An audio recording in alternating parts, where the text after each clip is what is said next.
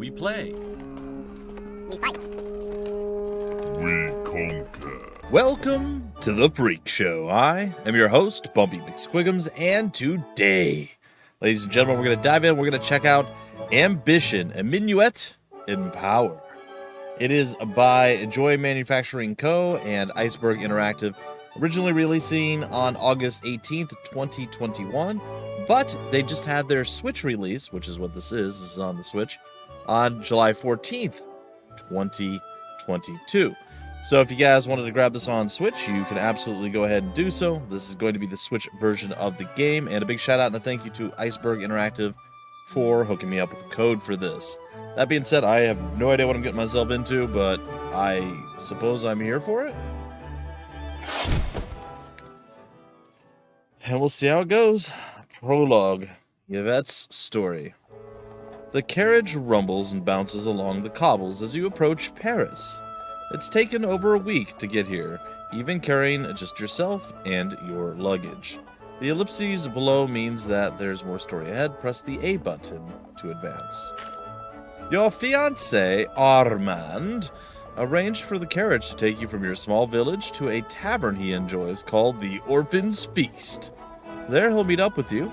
You'll likely take dinner together, and then he'll show you to your new home in Paris, or Paris. For now, though, you've already finished all of your books, and Armand's letter is your only entertainment, other than staring out the window. These buttons in the text box let you select what you'll do or say next. Use the left stick to select one. Okay. You might as well take in the sights. Reading the letter one more time wouldn't hurt. Coachman, let's go. I don't have all day. Why is it an A on the left and a Y on the right? Oh, this choice is for characterization. It won't impact your path or stats. Speak your mind. Well, let's take in the sights. You crane your neck out the window to peer at Paris. It's even more than you imagined. The streets are a riot of color and energy as people go about their days. Elegant persons of fashion strut like brilliant peacocks. Students stumble under the weight of their books. Beggars alternate between pleading for alms and shouting invectives. Invectives, I guess. Sure. At passers-by.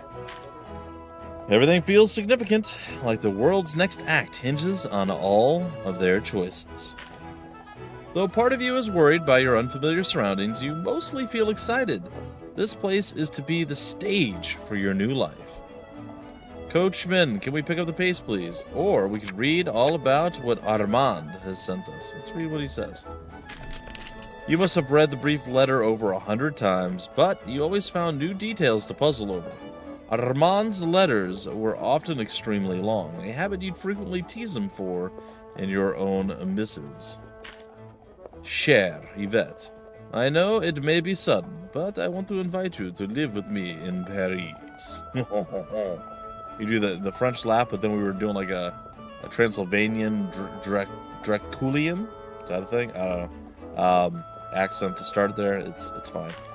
Back in your provincial hometown, you were engaged to Armand before he moved north to Paris to participate in the Estates General. He dreamed of changing the country, and this was the political event of the century. You mailed love letters soaked in perfume. He replied with volumes about how much he misses you. The romance of it all helped make up for the inconvenience. Not that your parents cared much about the romance. At first, you'd been afraid to tell them their youngest daughter wanted to move far away. Instead, they nearly threw you onto the carriage to follow Armand to Paris. While you understood the significant benefits your common family would receive from your marriage into a noble one, you couldn't help but be a little annoyed at their eagerness to see you off. Yeah, no doubt. I can't wait for you to see it. It's unlike anything back home, a truly vital place where anyone can be anything. I don't know. Armand, yeah. That was something you were looking forward to. A chance to be something more. After all, Baroness Yvette de Marbeau has a certain ring to it. Before you know it, the carriage starts slowing down. You must be here. Armand arranged To meet you at a tavern named the Orphan's Feast. As tired and rumpled? Okay. As tired and rumpled as you are, you're glad that he planned to meet you in a place with ample food and wine. I feel very rumpled, folks. They call me Rumpelstiltskin. No, it's fine. When you arrive, the coachman helps you out of the carriage, and you find yourself outside a glowing, friendly-looking tavern. The sign shows a grubby-looking child holding a plate piled high with fresh bread and roasted meats. This must be the place. Here goes nothing. Must be the place. Inside, a woman polishing a lantern looks up as you enter, and her face breaks into a bright smile. Bonjour, madame, and welcome to the Orphan's Feast. Her eyes linger expectantly on the door for a moment before settling on you. You're suddenly reminded of how rare it is for women to travel by themselves. Does she have an egg on her head? I guess not. That seems very odd to me. C'est la vie, as they say. How may I be of service, she asks. This is my first time here. Is there anything I should know to help me find my fiancé? I'm looking for my fiancé, Baron Armando de Bondo Gabando. Yeah, no, I want the tutorial. Huh. Please tutorialize me. Don't worry, while the rest of the city can be rather cutthroat, the Orphan's Feast is a relaxed place for getting your feet under you. The woman puts down the lantern she was polishing. She favors you with a devious smile. Find guests worth talking to and try to say the right things to the right people. You'll never have time to talk to anyone or everyone, so try to use your time wisely. I'm sure that if you ask around, you'll be able to find your fiancé in no time. When she puts it that way, it suddenly sounds so easy. Alright, yeah, it doesn't sound too complicated. Well, you only have one outfit to your name at the moment. Okay. The Orphan's Feast doesn't feel like a particularly judgmental place in terms of fashion. Your credibility won't be shifted by what you're wearing here. Good? Pants are optional? No. As long as you explore the tavern and talk to people, you should be able to find Armand soon enough. Alright, this is the party map. Select a room to talk with the people here. Alright, so that was the barmaid who greeted us. Looks like we have 2 out of 2 people we can speak with. We have that individual and this individual. I suppose I will talk to this individual. See what's up. An amorous inquiry. While you search for Armand, a handsome young man approaches you. Perhaps he'll be able to help. -5 to 10 credibility. And 0 to 5 peril. Sure. You look around the unfamiliar tavern, trying to find Armand. Your eyes scan for his chestnut hair, your ears strain to hear the sound of his infectious laugh. Someone clears their throat behind you.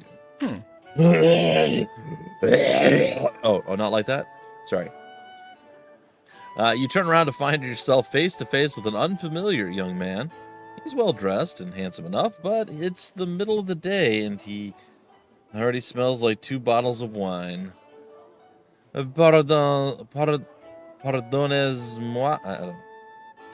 Pardon me, madam, but I can never ignore the sight of a woman in need, and you appear to be lost.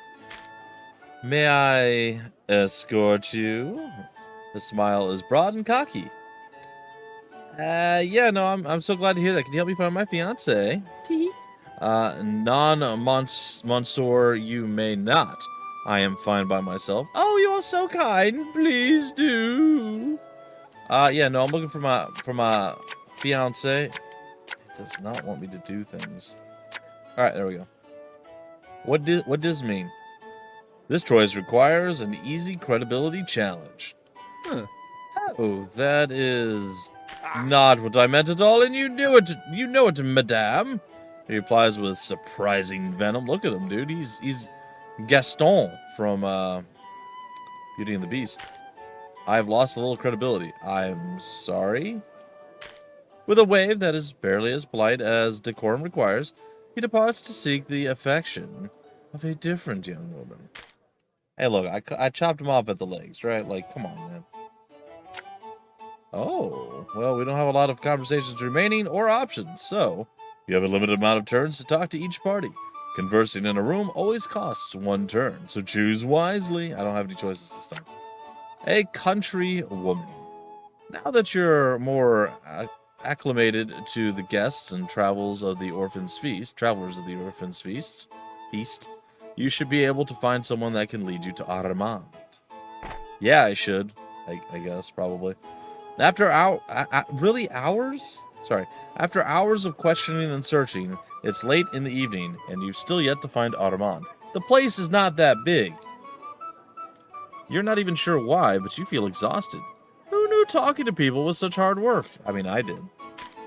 Now that you're warmed up, this may be your chance to finally find out where Armand is. Huh.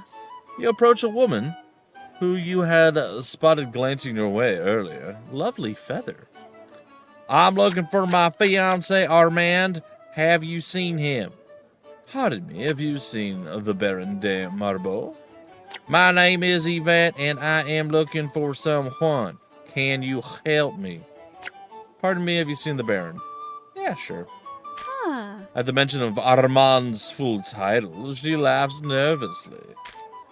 She makes small talk for a brief moment before excusing herself and disappearing into the crowd. The room appears to be empty now. Huh. A gentleman you remember seeing earlier walks by. He might prove a little more useful. It's George Washington. What's up, G-dubs? Monsieur, a moment of your time. Have you seen my fiancé, the Baron de Marbeau? Excuse me, can you help a woman in need? Do you know a man named Armand? Oh yeah, we keeping it, professional. He looks at you, glances over to the woman who you spoke with earlier, then quickens his pace as he walks by. Uh-oh. The room is emptying out even faster now. You manage to get the attention of another woman. Excuse... She doesn't even slow down before she leaves. After a third person gives you the cold shoulder, you start to wonder what happened. Are you really that out of place? Something about Armand? What's going on here? Still, you check around the Orphan's Feast one last time. There is no sign of Armand. Not even an open tab with the tavern keep. Well, that's not good. After waiting around for a few hours, you leave the Orphan's Feast, dragging your small mountain of luggage behind you. After all, the coach was only hired to take you to the tavern. Armand may not have been waiting for you like he said he would, but you memorized his address from all of the times you wrote it on your letters to him. It's the middle of the night, but the street is still teeming with life. The light from the windows and the street lamps sparkle like the stars. You're tired and your feet hurt, but still you can't help but smile. This is it. This is Paris. No matter what happens, you're still here. For a brief moment, you're not a country girl dragging luggage through the streets. You're the person you feel that you are when you close your eyes alone. You're overseeing a grand salon surrounded by poets, musicians, scientists, philosophers, and artistes. You are elegant, sophisticated, and respected. You're getting close to the address. Armand never described his living conditions much, but he's the son of a baron, and his family was always well-to-do, especially compared to yours.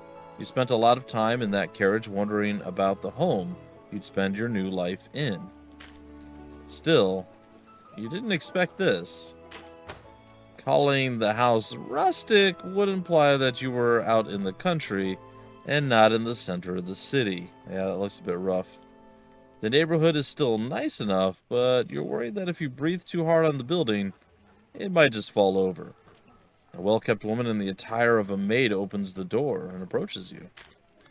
Ah, bonsoir. Sure, hello. I assume you must be Madame Yvette.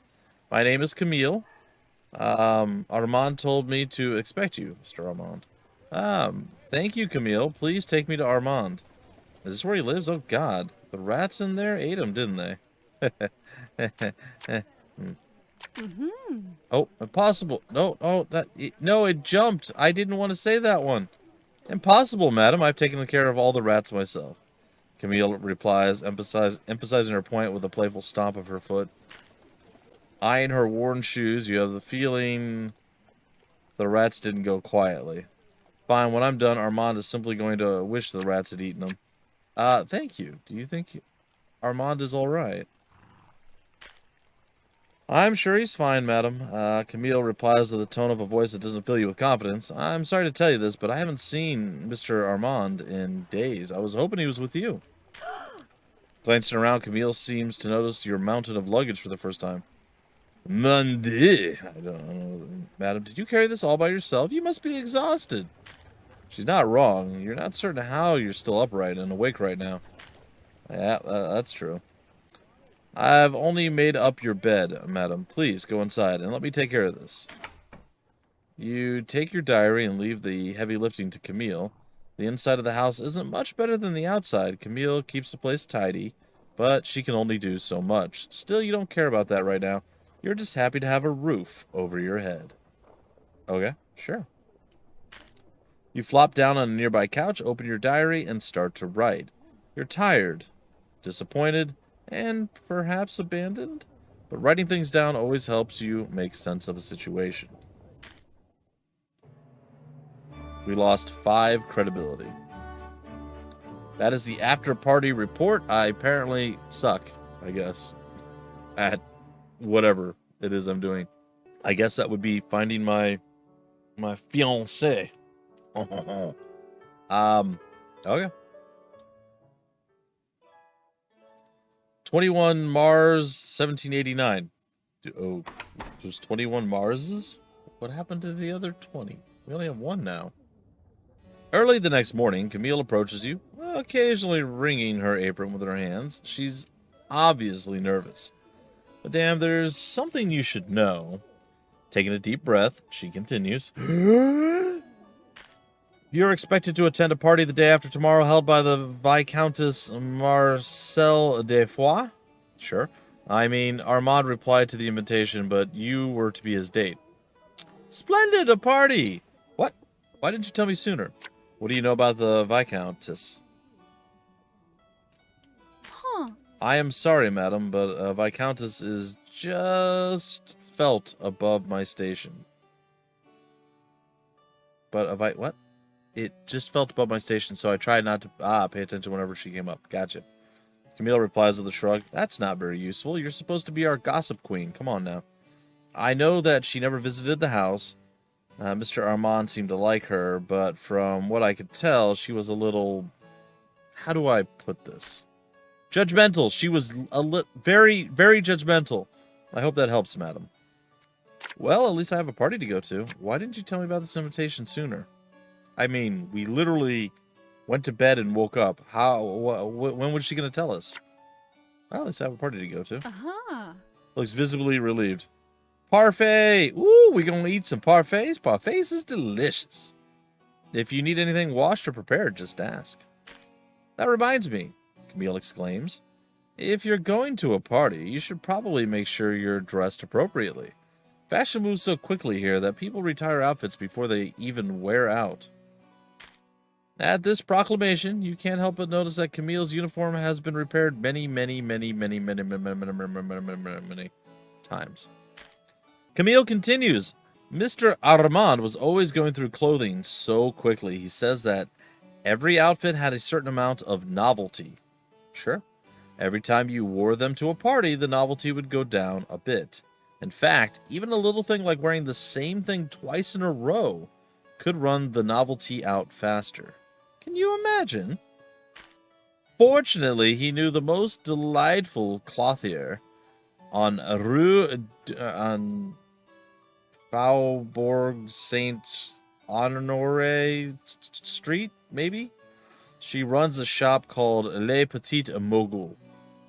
I'll draw you some directions. Immediately, she starts sketching some directions, mostly just simple renderings of local landmarks. You guys already know I'm going to mispronounce just normal English words and names, so you know I'm going to mess up and butcher everything French. So just accept it and move on. Les Petites Moguls is now available to visit in the Paris map. you head out today, you should be well prepared for the party tomorrow night. Yay. You've gained a level of exhaustion by attending a party. I did what now? No, come back. I did. Oh dear. So okay, we have Mars and Avril, and Mei, and Juin, and Juliet, and Out, and Septembre, and that was it. Oh no, we have Octobre, Novembre, and Decembre. Janvier, Fevrier. Are these actually? Is this how they actually say the months? It's insane to me. But I suppose, I mean, it does make sense. It still seems crazy. I don't know. You know, I'm losing my mind. All right, what are we doing? What's happening?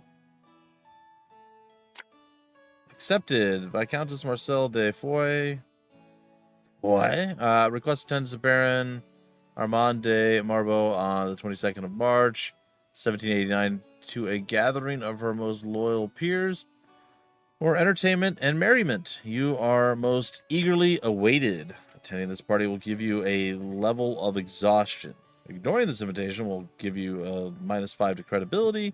You'll receive crown gossip at this party. Okay. Oh yeah, no, we're okay. What am I doing? Explore Paris. That's what I'm doing.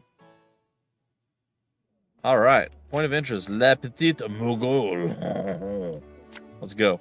A small shop run by the dressmaker Fatima Sheena. Yep. Spend your day here to buy and sell wardrobe items. Okay. It's a long walk to that place, but the trek to the narrow street is worth it. Every block hums with a vibrant energy bursting with life. Porters and social climbers wind their way through the streets, festooned with brightly colored parcels. Paris may be a city swimming in fashion and finery, but this is the source. This street is home to all the major fashion houses in the country, and to Rose Bertin, personal dressmaker to the Queen herself. Well, that is a fascinating little thing. All right. And now you're here. Back home, they sigh and dream of places like this. Then quietly get back to their little lives. Not you. Your circumstances may be less than ideal, but you're still here. Les Petites Mogul. You mumble to yourself idly, trying to make sure you remember the name of the shop. Eventually, you find a small boutique tucked between some far grander buildings. You open the door and walk into the tiny shop, which seems even smaller due to how absolutely full it is. This isn't just a boutique. It's a workshop for whoever works here. Rolls of gorgeous fabric cover every available surface. A cloying smoke hangs in the air. The scent is pleasant, but wholly unfamiliar. As soon as the door swings shut behind you, you hear a sudden rustling of fabric further in the store. A customer? Hamdullah! A surprisingly young voice calls out. Bonjour, madame, and welcome to Les Petites Mogul. Okay. A woman, presumably the owner, calls out to you. How may I help you? Okay. Stop it. It's not... What is going on? Sorry. It's not behaving. It's not letting me select what I want to select. I don't know what's going on. We'll do the tutorial, but still. I have an important party soon, and I need to look amazing. All of this is so new. What can you tell me about outfits and fashion? What is that smell? Oh, that. Her cheeks flush with embarrassment. That's lucky incense. I light it on slow business days. Her next words are a quiet mumble. My mother gave it to me. Uh-huh. Yeah, all of this is new to me. What can you tell me about outfits and fashion? I'm sorry. At those words, she looks giddy to the point of bursting, but tries to play it off as a knowing smile. This deception is only half successful. Oh, I think I can help with that. That's what I assume she does, like, internally. And also the little, like, little hand clapping thing. rubbing it together to like the evil. That's just how I envision this. All right. Search by liver.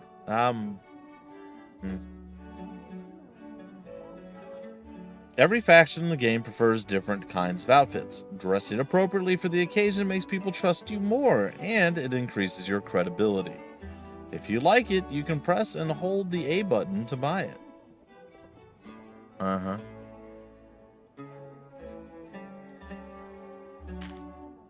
Hello? Oh God, what's happening?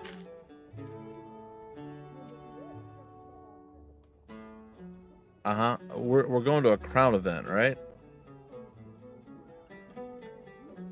That's what I remember. There was a crown event. So if we had the money, that would be ideal right there. But it looks like we have robe decor, and that's just what we're gonna have to go with. I guess I bought it.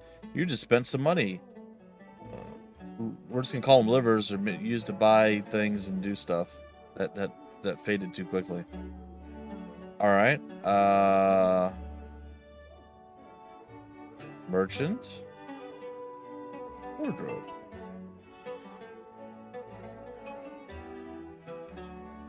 Okay, so we could sell from our wardrobe. Okay, cool. The party tooltip of the day. This party is being held by the crown. They like conservative gowns. Sometimes they like cararajo ensembles and the robes a la. Yep, that thing that they said there. I mean, I guess we did what we needed to do here. Are we wearing it? How do we put it on? I know we purchased it, so we spent the money. You awaken to the vision of sunlight filtering through the shutters, scattering sunbeams across this dusty bedroom. It takes a few minutes before you groggily remember the events that brought you here. You also remember that tonight you have a party to attend. Camille enters your bedroom, already full of cheer. Madam, would you like to start getting ready? If this is as important as the invitation makes it seem, I should start preparing now. I still have some things I'd like to take care of. I mean, we're going to do it now. That's good to hear. These preparations always seem to take all day. On days where you have a party, you won't really have time to spend exploring Paris. Once you go to your wardrobe, we can get started. Don't worry, Camille. I'm already quite good. Nope. Okay. I've never really done anything like this. Is there anything I should know? Don't worry, madam. A glamorous woman like yourself is sure to catch on quickly. Or a glamorous woman. Glamorous. Press the X button to go to the wardrobe. Sure. Wait. But it says go to party. It doesn't say go to wardrobe. You lying to me. I'm not going to be happy. Okay. Now you have an outfit selected. You can press the button to go to the party. But I want to be in this one. So this gives me some military standing, which is weird. This gives me the crown standing, also some military standing, and some bougie standing. Well, sure. Wait. Never mind, it's fine. When your carriage drops you off at the party, you find yourself waiting in line for quite some time. Looking at the other guests, you wonder if you're underdressed or overdressed. It's honestly hard to tell. While trying to determine whether you're underdressed or overdressed, you pause to consider how well rested you feel. Unfortunately, you can feel exhaustion set in as soon as you think of the full itinerary ahead of you. Tonight is going to be a very long night. Being exhausted gives you a credibility penalty. Of course it does. Why wouldn't it? You look over yourself one last time and confirm that you're wearing the robe de cour to a party being held by the crown. The guests have no strong feelings on your outfit, and your credibility has not changed much. You have gained some credibility. Yay! Alright, it's something. With preparations like this, the results of tonight could be a toss-up. While you're determining your standing in the world of fashion, you manage to overhear an interesting rumor while in line. You make a mental note of it just in case. You have gained a piece of cheap crown gossip. Yeah, it'll be useful later. Immediately upon entering the vestibule, you are greeted by a doorman holding a small ledger. While he isn't physically barring your entry, his manners certainly is. Name, madame, he asks expectantly. Baron Armand de Marbeau. The valet looks shocked. Baron, why are you dressed? A moment later, he composes himself. Ah, I see. You are the Baron's date. My apologies. Is there anything I can get you? Please convey my deepest gratitude to our hostess and that I'm eager to meet her. How about we give her some wine, huh? With a small flourish, you present a bottle of wine you had the forethought to bring earlier. I certainly did. It wasn't cheap, but the gesture is more important. You have spent 10 livers. Ah, yep, not saying that. I shall make sure the Viscount is aware of your generosity. Thank you, madam.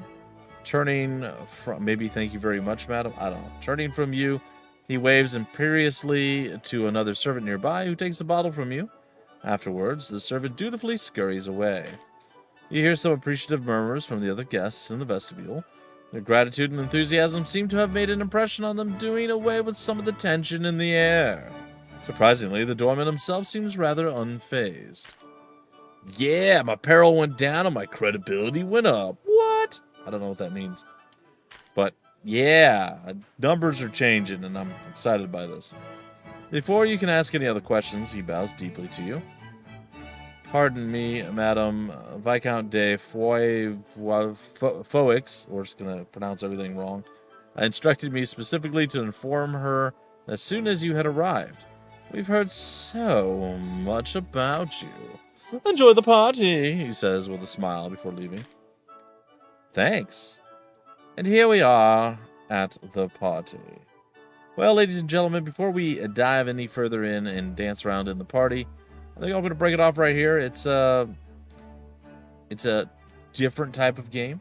It looked like it could be interesting. I had seen it when it originally launched back in August of 2021. I considered maybe covering it back then. I was like, maybe another time. Saw it was coming out on Switch. I was like, you know what? Let's give it a shot. You guys know I like to cover a variety of different games, and this is something that's quite different from anything else I've covered. So we'll play around quite a bit more with it, I think, because I feel like we don't really have a full grasp or understanding of exactly what we're doing yet. And until we get to that point, I think we should give it the old college try and all that. So definitely at least another episode or two on the channel for this. And if you guys like what you saw and you want to maybe pick up the game yourself, or you want more information about the game, where to get the game, information on the developer, any of that stuff down below in the description of the video. There'll be various links. Big shout out and a thank you once again to Iceberg Interactive for hooking me up with the code for this. And subscribe, like, share. You guys know the YouTube algorithm thing. Until the very next episode, I have been your host, Bumpy McSquigums. Thank you so much for stopping by the Freak Show. We play, we fight, we conquer.